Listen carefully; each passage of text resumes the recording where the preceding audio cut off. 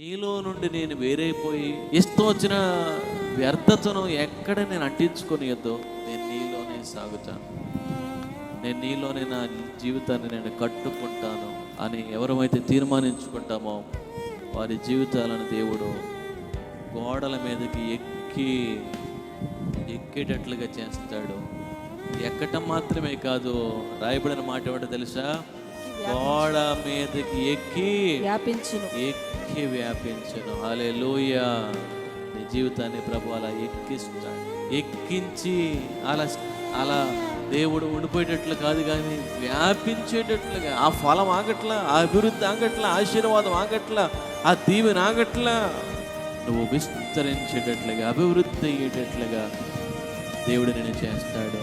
ఈరోజు ఏ గోడలకి నువ్వు భయపడుతున్నావో, ఏ గోడలకు నువ్వు ఆందోళన చెందుతున్నావో దేవుడు ఈరోజు నీతో మాట్లాడుతున్నాడు.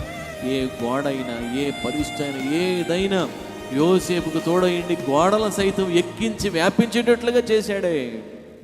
నా ప్రభు నన్ను ఎక్కించి వ్యాపించేటట్లుగా చేస్తాడు. ఏది అడ్డొచ్చిందని ఆగిపోనివాడు నా ప్రభు.